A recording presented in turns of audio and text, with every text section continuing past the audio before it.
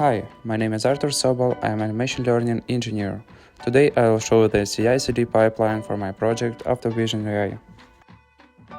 We start with a pull request that has passed all tests and has no conflicts. Since we use trunk-based development, I merge it directly into the main branch and delete the feature branch.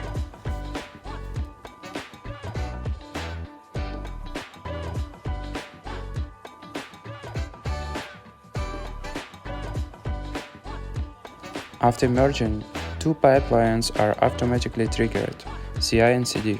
CI pipeline runs all tests. CD pipeline handles deployment to AWS.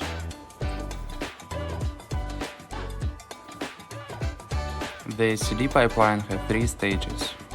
First, deploy base infrastructure. Second, build and push Docker images. And third, deploy application services. We can see the CI pipeline running.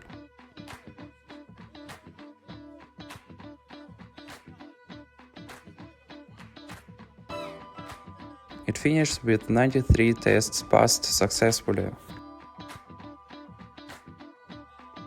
At the base infrastructure step, all AWS resources are deployed except the ECS cluster and services.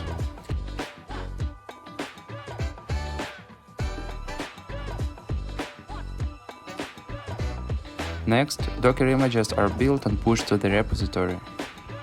All AWS resources are deployed except the ECS cluster and services.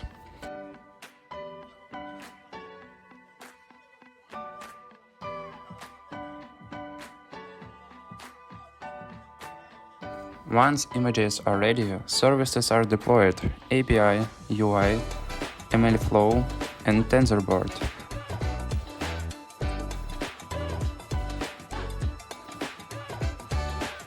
They start in pending state, then switch to running.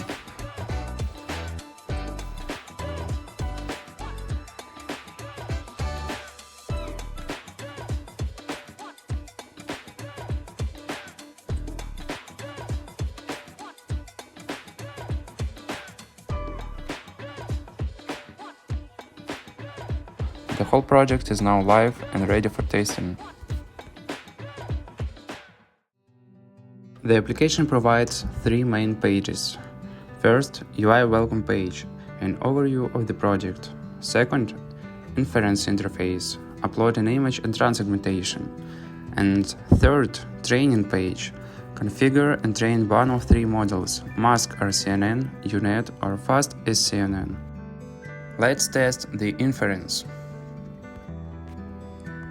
In this demo, for inference we use Mask RCNN, which delivers the best results out of the box thanks to its pre-trained weights. However, with more training time, UNet and Fast SCNN can also achieve competitive performance.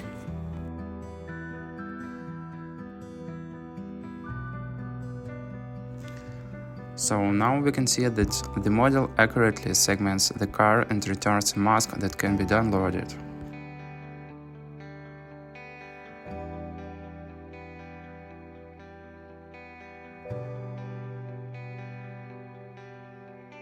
The project integrates with machine learning logging tools like TensorBoard, MLflow, and weight and biases. You can configure which one to use for inference and training experiments. Models, metadata, and inference runs are all tracked here.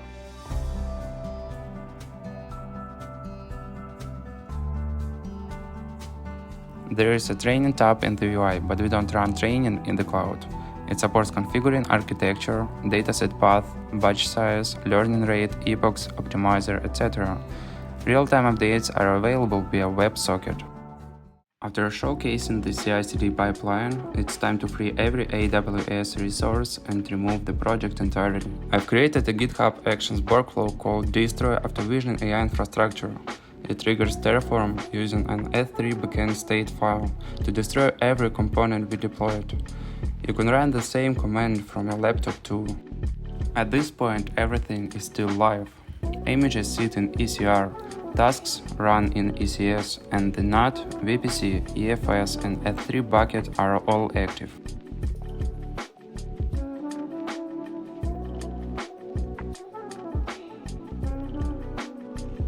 Locally, I simply run make destroy The makefile shortcut first purges ECR, then stops ECS tasks and services, confirms EFS is empty, and finally calls Terraform destroy.